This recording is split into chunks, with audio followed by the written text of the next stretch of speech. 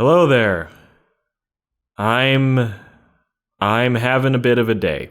A little more than a week, 10 days ago, but the Tuesday before last, I set out back home for a little trip. I don't think I'm supposed to be doing that, but I did it as safely as I possibly could. Then several days ago, I got home, and yesterday I went on another trip of a very, very different kind, and I'm still kind of recovering from that. I'm feeling incredibly sensitive. I haven't completely returned yet, would be a good way to put it. The experience on the whole was, I can't even say positive. The experience was ecstatic. It was beautiful. I'm not sure if I've ever felt anything like that. It's definitely the first time I felt robustly at peace with the world and positive in a very long time. Not counting the lower dose trip I did a little while ago and posted that unfortunate snippet of mid-trip recording. It definitely cemented the idea that this little experiment I'm doing with psychedelic drugs is something that absolutely needs to happen and is vital to what I'm trying to accomplish here, but it kind of takes a lot out of you, even as it refills you in other ways. After I came back, I struggled for a few days, was feeling very cloudy, already slipping back into the depression, which prompted the excursion in the first place. And I was feeling very conflicted about doing it again, especially upping the dose, which I did plan on doing because my initial trip was very low. Many of you will know this, but on the off chance you don't, there's a concept called set and setting in the psychedelic community, which is essentially the idea that your surroundings and the ideas within your mind when you take the substance will play a vital role in how your experience actually plays out. And there was this niggling little feeling in the back of my head saying, it's a little soon since the last trip. I don't know if you've completely processed everything. You're feeling a little overwhelmed right now. You have a lot of anger at the world. This could come up in the trip. Is it a good time to up the dose? And while everything worked out, I did go into it with a bit of fear that I was trying really hard not to let take root. It's hilarious. When I went out there, I spent part of my time with extended family members that I used to live with, and I've been meaning to get my knife set for a very long time. Oh, one sec. I just got another Amazon package. I've gotten like 8 of those in the last week. I am up to all kinds of shit. But I owned this very nice set of knives, which I had to keep at that house because I kept flying back and forth between this city I live in and home. And the prompting for this trip was that my father offered to buy me a ticket if I wanted to come out because he learned that I was unemployed and had some time. And I felt extremely conflicted about this because even though I'm not that afraid of the virus, it seemed like an extremely foolhardy and bad idea, and also socially irresponsible to just get on a fucking plane when I didn't need to. So I compromised by renting a car, figuring I'd go straight there, see no one else, come back, go straight into isolation, and that would be it. And the reason I bring up the knives is that on r/Psychonaut, one of the all-time top posts is a post by a dead forum member's wife who got on his account to say that apparently during a trip, her husband had stabbed himself several dozen times with a knife and bled out on the floor and died. And she basically posted this as a warning to other people. And everyone who responded seemed to take it as a completely genuine statement and show sympathy for her. And from the time I started this, I've had a small lingering fear of knives, tools, and sharp objects because I've been kind of afraid that something like this might happen to me. But I've tried not to make a big deal of this because I've also learned that trusting the teachers is a big part of this process. And I was torn on the idea between hiding my bladed objects in the apartment storage room where I wouldn't be able to access them while I was high, or just trying to go through a moment of psychological growth where I tell myself they're just knives, don't panic about it, trust the experience and lay down. And while I didn't feel this at the time, and I didn't feel this until after, but I had a great amount of relief over the fact that when I got into this trip, I looked at my knife block at one point, and I was in the psychedelic state of mind. And a big part of that, I think, is seeing things as they are in a way that is simple and without connotation. where the web of story and meaning you assign to the objects around you is altered or kind of falls away. And I was in a state of ecstasy where every object around me was wonderful and beautiful in a way that's hard to describe. And I did look at the knife block and remembered being afraid of it, but it just existed as one, I can't even say object, one patch of reality among all the others, which was self-evidently beautiful and completely in its place. I'm not entirely sure what to make of that, and obviously that doesn't always work, but it was a great relief when I look back on it. In any case, I don't think indulging in paranoia is going to make this better. I have big plans for Celloface, but for the time being, it's going to be a repository for most of my psychedelic-related activities. I hear birds chirping. Those have been both more beautiful and more annoying today than they usually are. Speaking of which, I have attempted to get onto Twitter, and I am really fighting my instincts with that. I am an inveterate Reddit poster, and have lots of instincts for posting, which are probably going to get me in trouble on Twitter, where maintaining a consistent, recognizable personality is the point of the platform. I'm very used to having things pop up and just commenting, going, oh, look at that, oh, I think that, oh, what do you know about this? The idea that in the context of Twitter, you're kind of tentatively building relationships and a public appearance is something I have to get used to. The very early stages of an ergine trip are mostly stomach pain, and when it really hits, you enter a state of racing thoughts and profound ecstasy. But in the ramp up, you hit a state where you're emotionally unstable a little bit and not really high, but kind of uncomfortable and confused. And I almost blew up another Anituber's Twitter over not liking Senko, which I realized very quickly I should probably not be on Twitter when I'm getting ready to trip. This could end very, very badly. I'm also really fighting my instinct to do cringy fan things. I've made a habit of just leaving my main account on YouTube, and when I comment on my favorite YouTubers, I just use that account. Mostly because I think it will be funny that if I start succeeding with this, some of these guys will have a moment of, oh fuck, he's one of my commenters. I just realized that. I recognize his logo. And I think that'd be fun. And there are some YouTubers, even kind of small YouTubers, that I comment on them quite a bit. And I'm not sure what to make of this behavior on Twitter because in that context, it's a little more like you're talking to the person as opposed to just leaving them a little comment on the work. And I'm really trying to suppress my cringy fan behavior tendencies in that area, which is a good idea in my case because I have done some pretty cringy fan things in the past that I don't necessarily want those people to know was me. Although hiding them might make it worse. There's a fucking rat in my backyard. Should probably give that guy a break, make up for all the ones I fucking killed over the years. Oh yeah, I'm still unemployed. And honestly, I'm enjoying that part of it. I'm having a complicated relationship with the unemployment system right now, but with that federal supplement that came in, I'm making more fucking money than if I had actually been working. We'll see how long that keeps up, but economically speaking, the coronavirus is maybe the best thing that ever happened to me. A few years from now, we're all going to be economically fucked with this from the debt, if nothing else, but if everyone's fucked, then no one is. And this is one circumstance where I'm more than happy to be part of the unwashed masses. Coronavirus is a big part of what's getting me down lately. Not the virus itself. I know that people are dying, that's not what I'm talking about, but I'm kind of fine with the fact that we're all suffering a restriction of behavior at the same time. I think it's healthy. I'm working on a script about this, but I think coronavirus is creating an opportunity for some really positive changes. But at the same time, this crisis fucking pushed me over the edge to where I do not trust this fucking system, and I see myself as just a flat-out enemy of the establishment at this point. Enemy might be the wrong word. I don't really believe in the concept of enemies. Or at the very least, the idea that you're not supposed to believe in enemies is something that resonates with me in a way I feel the need to speak. But this finally got me to the point where this system is fucking rotten, and I hate it.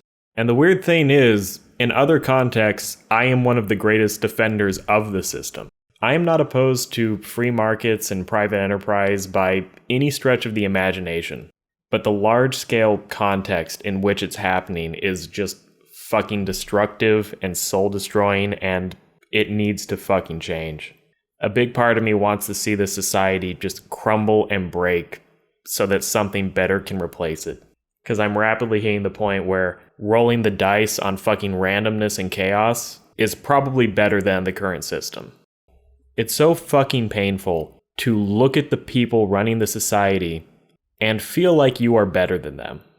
And that's not something I feel about most people.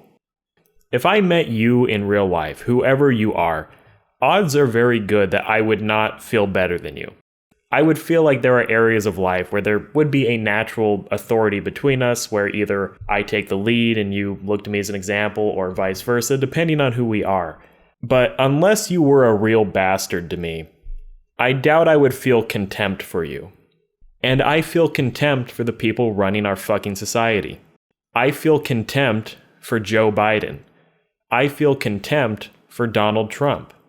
I feel contempt for almost everyone in the mainstream media.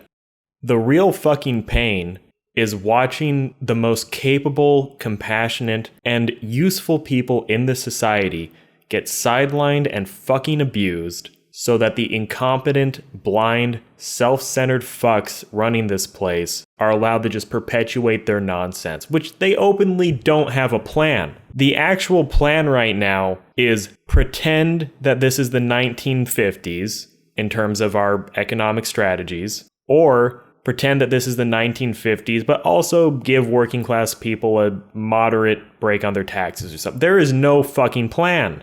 I'm just gonna say this. It's hard to be smarter than your boss.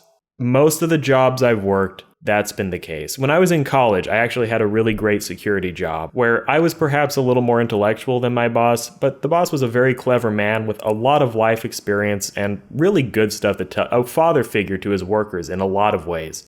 Best working environment I've ever been in. But outside of that one job, I've usually been in a place where my understanding and insight and knowledge is so much greater than the person telling me what to do that it kind of stings. But in that case, it was mostly my fault because I work blue-collar, shitty jobs. I probably could have had a decent career as a programmer or a technical guy or something like that if I had went that direction. But I've lived a chaotic life just because of who I am as a person, and it's in my personality that I would hate that environment. And as a result, I've worked a lot of blue-collar, shitty, entry-level jobs throughout my life. And again, it's hard to be smarter than your boss, but in that context, it's mostly my fault. Why in the name of fucking God am I smarter than the president? Why the flying fuck do I understand economic issues better than Joe Biden? Or alternatively, I'm more willing to acknowledge what the fucking problem is. How the fuck do I turn on the TV and see an endless stream of fucking nonsense where I wish I was in that room so I could scream at the other fucking person?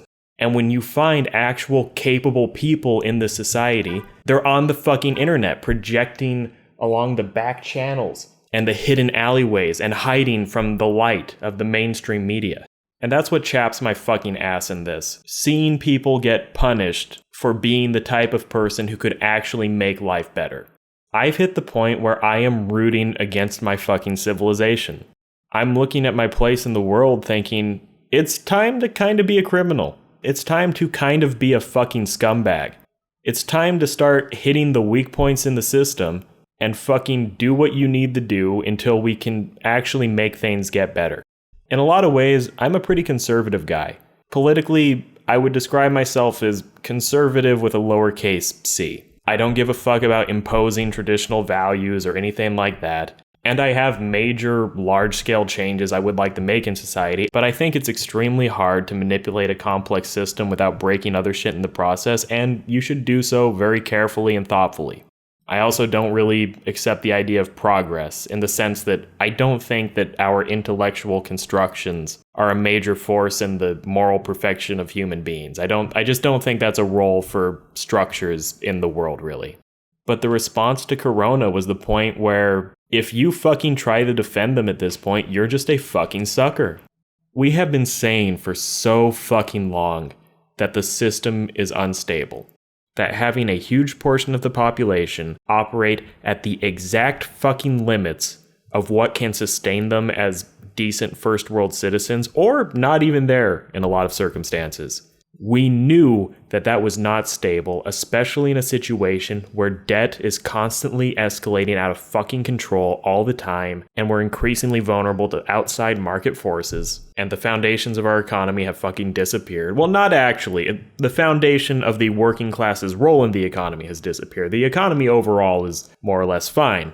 We've known for so long that this is a bad idea, did nothing about it, and my response was kind of, whatever, people are stupid, we can try to make things better, you can only expect so much fixing a problem so fast, it's a flawed system, but it would be careless to throw it by the wayside. And watching the government response, where it is just taken as a fucking given that all these debt-ridden, careless companies should just be bailed out with next to no consequence, while working people get so little in comparison. It was the biggest political fuck you I have gotten in a long time. Probably my entire life, actually. I'm not that fucking old. I feel pretty goddamn old to be talking about anime. I'm not that old as an economic actor in the modern American economy. I'm in my mid-20s. When I visited, my little sister insisted I was in my late 20s, and I almost fucking slapped her in the face, but whatever. It's just a definitive statement that the people in positions of control are always going to be there. They are fucking sacrosanct. If they make bad decisions, they will get bailed out and kept in their position. No matter how much debt is accrued in the process, they will be kept right where they fucking are. Because we're in a situation where the big guys failing will destroy the whole system. And here's the thing. That makes sense. I can completely wrap my head around the idea that if there's a major economic catastrophe, there's going to be collateral damage, and there's going to be collateral helping people who don't necessarily deserve it. They have to get in, stop the bleeding, keep the system intact, and then figure shit out and make the adjustments. But there are no adjustments. This is such a strong message of, if you are running one of these major economic blocks, if you're leading one of these economic blocks, you have now been told, when times are good, put your system to the absolute limit, overheat the engine for 10 years on end, be completely careless, grind out every scrap of profit you possibly can, don't bother to hold cash reserves, send your profits out as dividends, do buybacks, what the fuck ever, just go crazy. But when times turn bad, the consequences will be handled by the federal government. The insane decisions you've made up to that point will be completely forgiven. Just go ahead, do them again. I understand that in some circumstances, stopping a major industry from failing can be a prudent decision. But if businesses are not allowed to fail and nothing changes, this is just what the world is. We're going to do this forever until we die. There's no connection between rational economic decision making and long-term tenure in those fucking positions. It's just a fucking oligarchy, openly now. This just fucking hurts. Like I said, I have a great respect for the power of a market economy. I understand the boost to production you get if you're willing to tolerate inequality, let people pursue wealth on their own, and occasionally make iffy decisions. But it has to exist in a context where those forces are harnessed for good ends. And this is a giant green light to have consecutive orgies until the fucking planet collapses. Why the flying fuck would I participate in this? When I got out of college, I got really passionate about investing. To an extent, I wanted to do it for myself, but I also just developed a really sincere passion for the topic. And in doing research for that, I learned a few things. I kind of got an instinct for how capital flows throughout a system and some of the reasons why life is this way.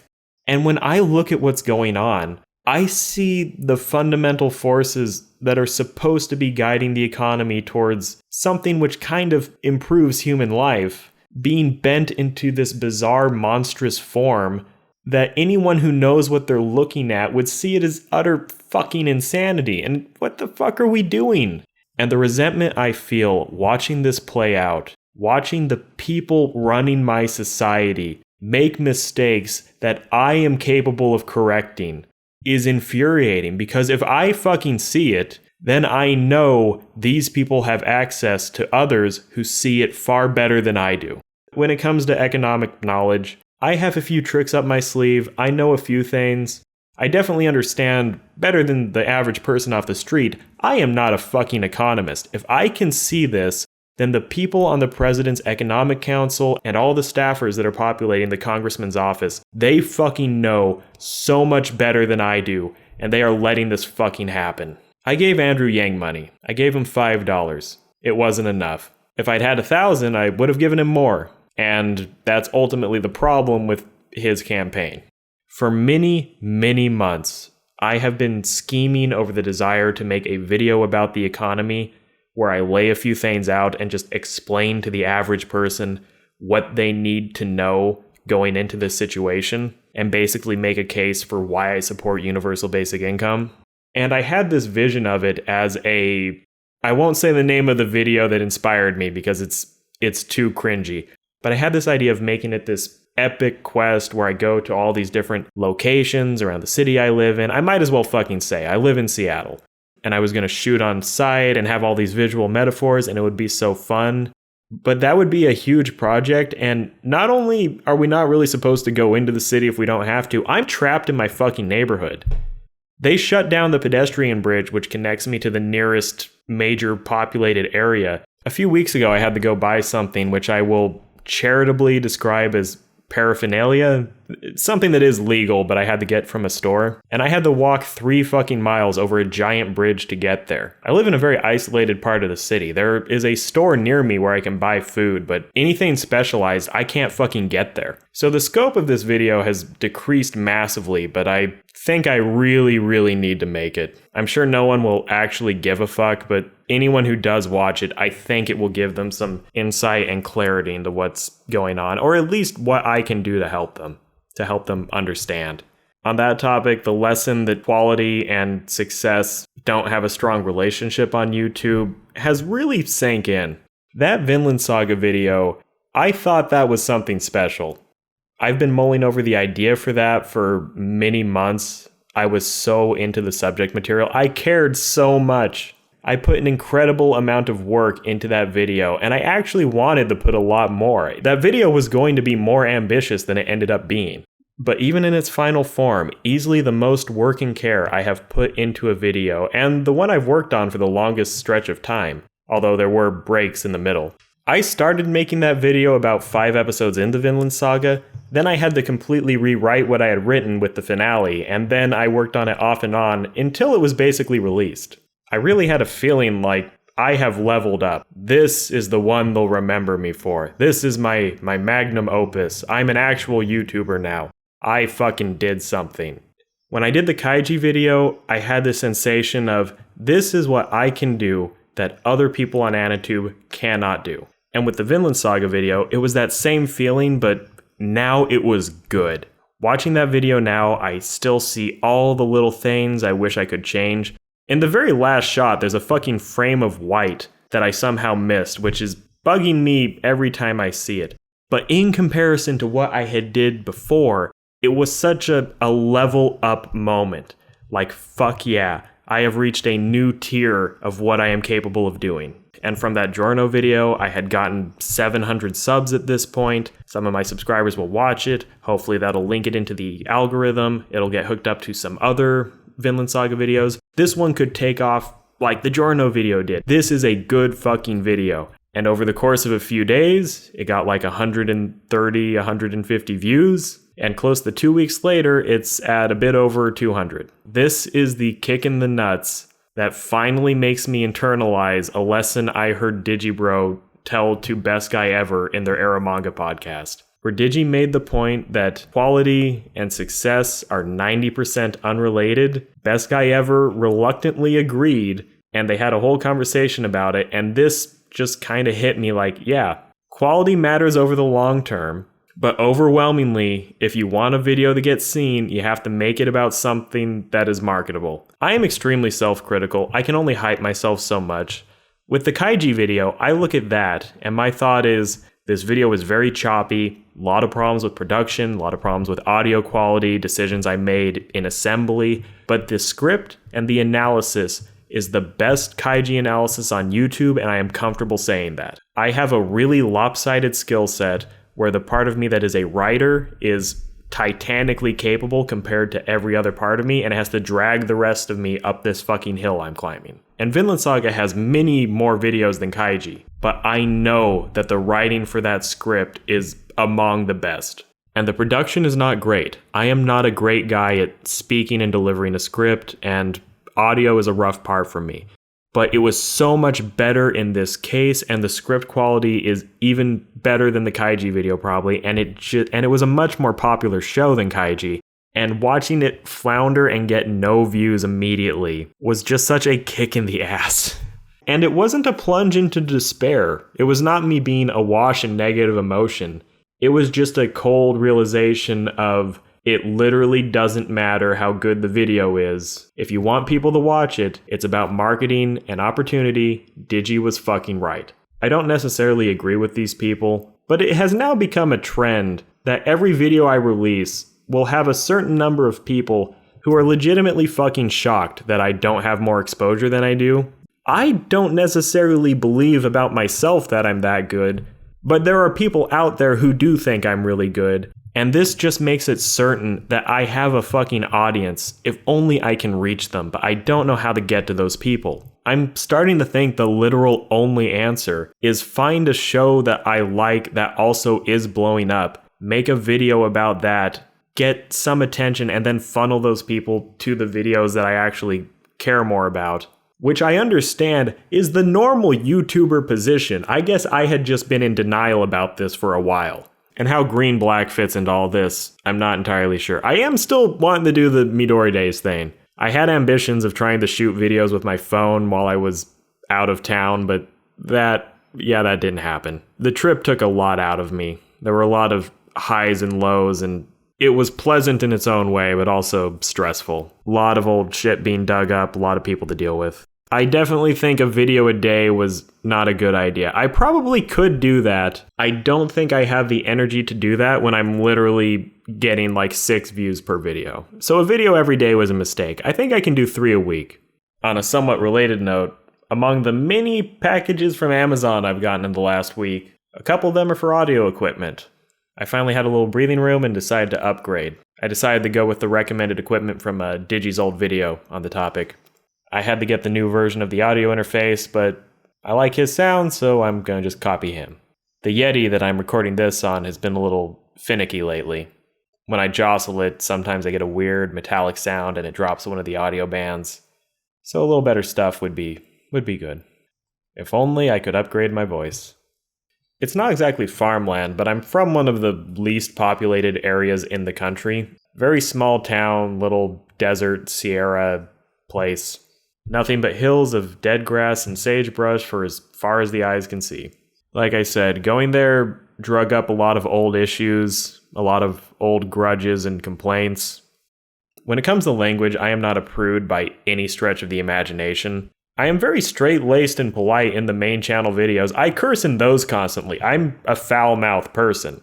But by the end of the visit, I was about one racial slur away from laying into my father a little bit and really asking him to fucking knock it off, because it was getting old. And for a long time, my problem with him with that shit, it hasn't even really been him. It's his total carelessness with who he says it around. 10 years ago when I fucking lived with him, my problem then was kind of the same thing. I can't change you, I can't change where you fucking grew up from. I understand how you talk, I don't approve of it, but whatever. But when my younger siblings are milling around the shop, and at this point most of them are adults, but a couple of them are not, I'm really not okay with them being exposed to a constant stream of fucking racism.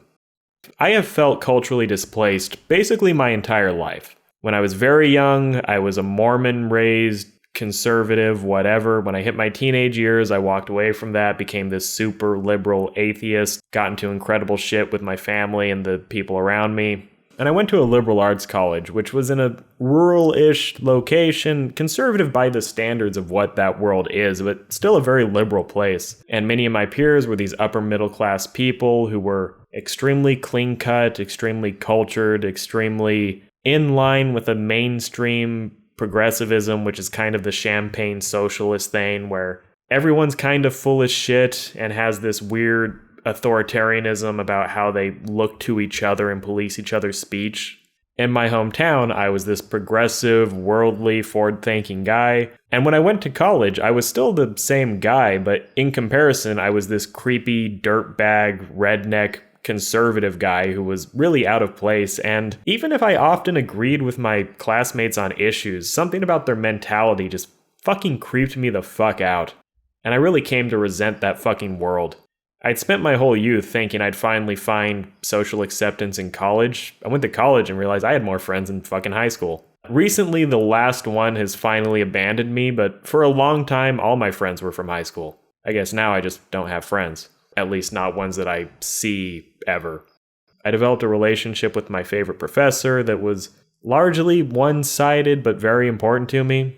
And he was an older Jewish man who had some kind of a funny perspective on life. Participated in the civil rights movement when he was young, was very religious, although in the kind of secular way which Jews tend to be. And those experiences gave me more of an appreciation, at least, for my conservative backgrounds, and I identified that way a little more. Then I spent some time in a very shitty life situation and a series of very unpleasant jobs, and then I came out to Seattle and it's culture shock the other way. And Seattle has this really schizophrenic culture. You meet working class people who are delivering food and doing silly gig jobs and are pleasant, but just kind of holding on and just being normal people. Somehow a lot of them don't actually live here.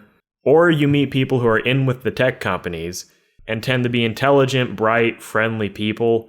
But a lot like the people I met in college have this bizarre kind of cadence between them and are very progressive in a detached way, where they're very quick to criticize existing systems, but they are not cognizant of the fact that they themselves are deeply intertwined with other systems that I also find frustrating. And they all have this chipper attitude where they think that talking condescendingly about the companies they work for somehow negates the fact that they're a part of those companies. They'll sit around a table going, man, Amazon sure is destroying the world, while they then talk about how they work for Amazon. And when I'm among these people, I'm not exactly hiding it, but I'm slow to bring out my views. I'm kind of the closet conservative. And again, conservative with a lower class C. Almost none of the criticisms that would be levied against the word conservative apply to me. When I describe myself as conservative, I mostly mean an absence of progressivism, would be a way to think about it. I'm actually absurdly open-minded, just in terms of tangible political organization. I tend towards moderate changes. And going back to my small-town desert origins, really threw it in my face how distant I have become from that world. My dad has a giant blue American flag on his wall that has a cartoon picture of Trump on it. At one point, the oldest of my younger brothers and a few extended family member type people came around, few family friends. People started talking politics, and I felt like they were talking in slow motion. Like, it fucking...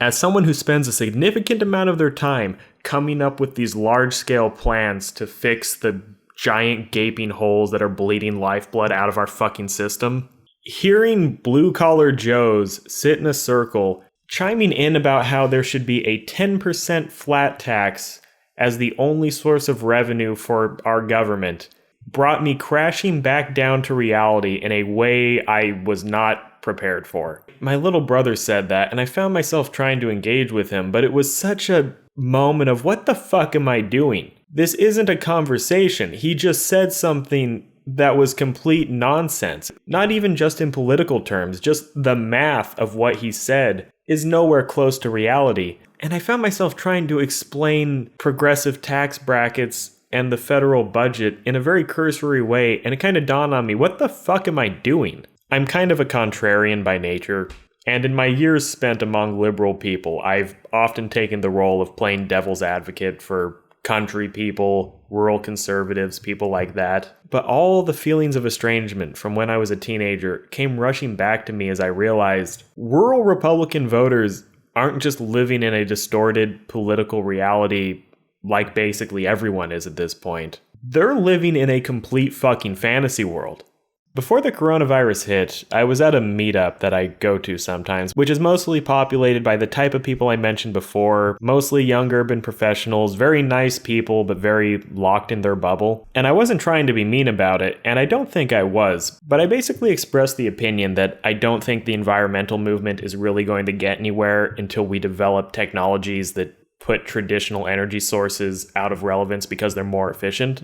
And my case for this was that if you look at American society, or really any industrialized nation, you could construct taxes in a way where you just reduced everyone's consumption by 10%. Just across the board, everyone uses 10% less resources than they would normally. And I said, if you implemented that, according to the projections of environmentalists, that would be a pathetically small, ineffective, meaningless, symbolic response to the threat of climate change. But politically, there would be blood in the fucking streets if you tried to do that. Basically making the case that people refuse to consume less. And because of this, I don't see any environmental solution actually emerging that is not a technology that outmodes the polluting technology. And several of them were kind of shocked that I said this. A couple of them seemed afraid to chime in, or they seemed worried that I would socially pollute them with my opinion somehow. And from my perspective, I was being completely rational and not all that opinionated. But it was bizarre because these people were all very intelligent and,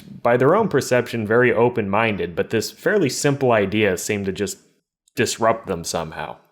And when I walked away from this, it felt so strange and isolating, and I kept pondering it, and my eventual conclusion was, people don't actually care if the solutions they put forward make sense.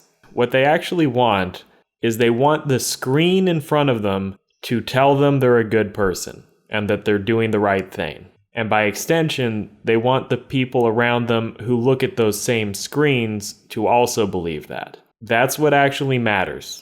And my return to the desert gave me this strange realization of the people in this community are living in a constructed reality so far from the truth that it's almost insane. It's like a drug trip more than an actual portrait of the world. Where the situation with the meetup was frustrating, but these people seemed to be capable of getting it, and it was kind of a quibble about human nature. And the actual wedge point was kind of the economics of it, where they seemed to believe there was an easy solution where I wasn't seeing one. And it's kind of forgivable that people would make this misstep. Not everyone is obsessed with looking at markets and trying to think of how they work like I am. But when I was back in rural Republican world, I was hearing an opinion be generally accepted by the people in the room, where you literally could not have made the most cursory look into the topic and still hold the opinion. We live in a society with a highly progressive tax bracket. The government's income is massively disproportionately acquired from the people in the upper brackets.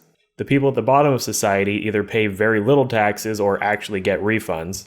We're not even close to actually paying for the government we currently have.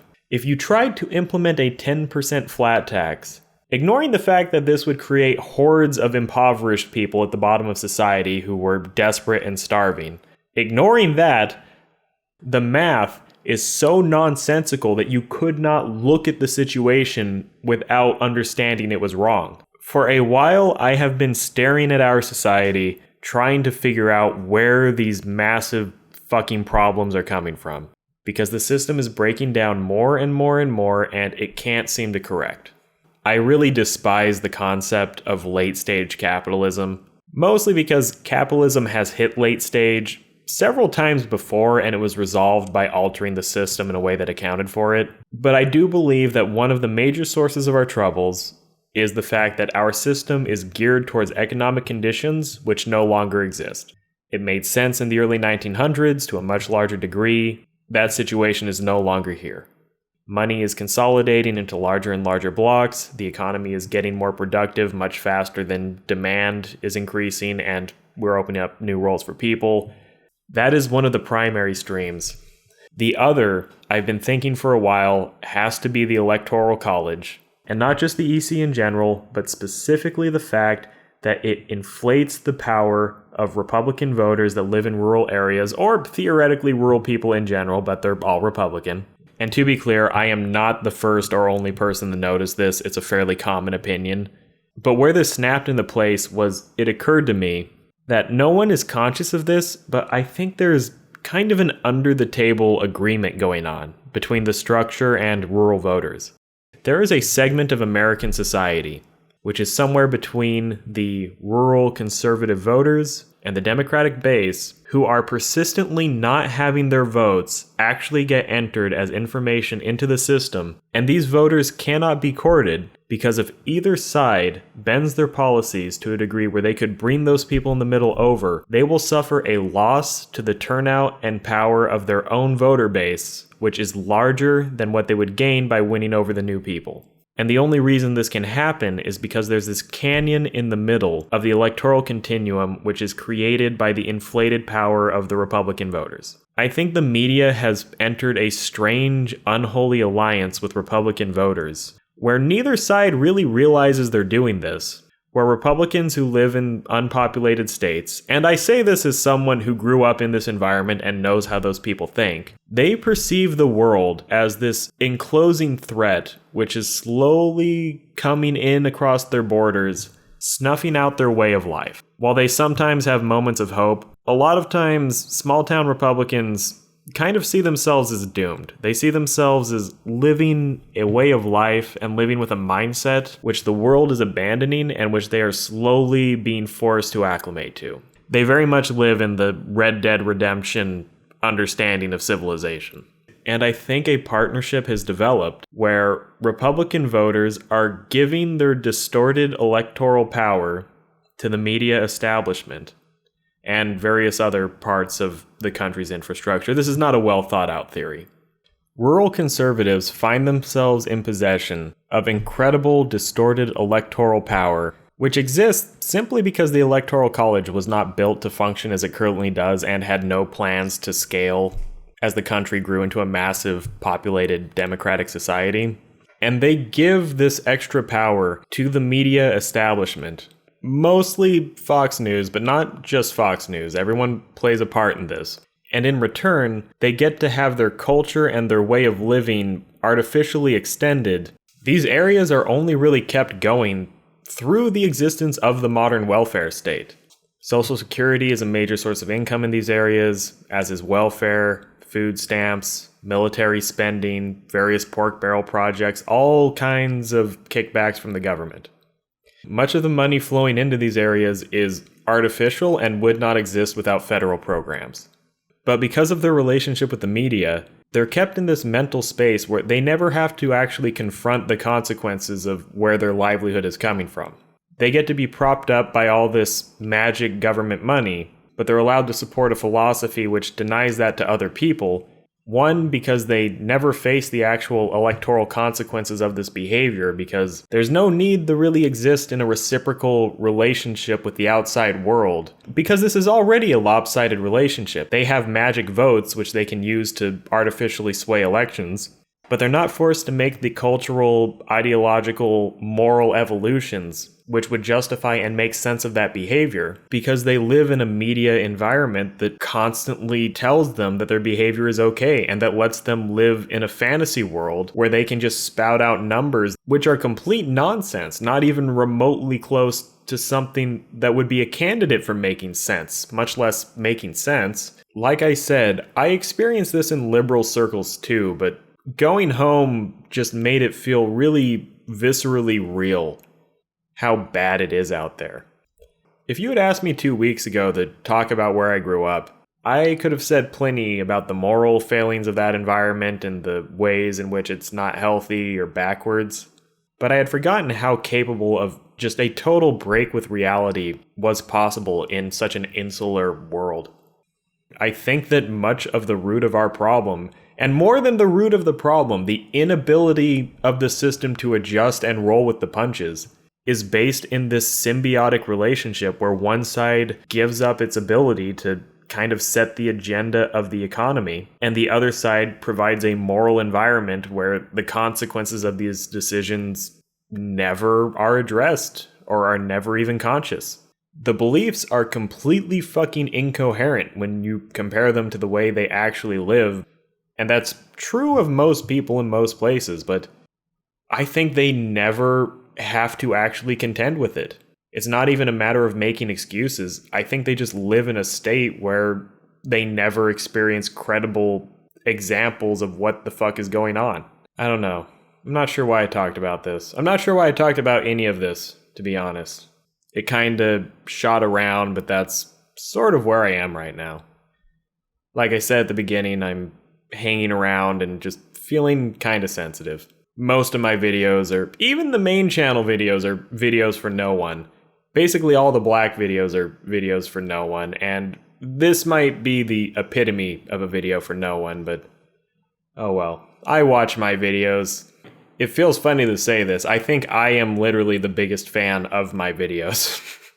There are videos on this channel where a majority of the views are me. Although the saving grace here is that I have finally accepted that if I want there to be a chance in hell of anyone ever seeing these videos, I need to just promote the channel. My plan for this was to have people very slowly trickle in as they found the main content. And I've realized that that will be the result if I try very, very hard to get people to come here. If I hide it at all, it'll just literally be zero forever. So I need to get over it.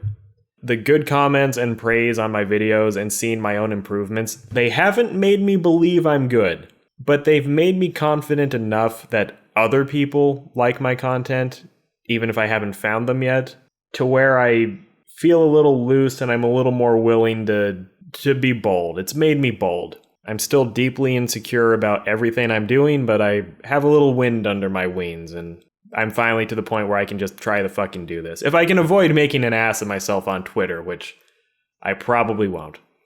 I am serious about that economy thing. Even if it's not good, I think I can make a few videos that if you put them out there, some of the people who see it will get a lot of understanding and closure from what they hear. I'm not a great source of information. I know a couple things that can probably help. And the frustration over the media and society, to an extent, it's me finally getting fed up after trying to explain and make excuses for this system for a long fucking time. And also, what can I say? I think Don Jolly's rubbing off on me. If you're actually listening at this point, holy shit, I can't believe you did that, but also thanks. Midori Days is continuing. There was just a little hiatus and a break. Let's aim for 3 a week while I'm also trying to get my next video out there. I don't know if it'll be the exact next video. I'm working on a very timely video about Dishonored, which is kind of a resurrection of that old project from, I guess years ago now, that never actually got completed. Not nearly the same scope, but my favorite part of that essay is coming back. All right, that's it. See ya.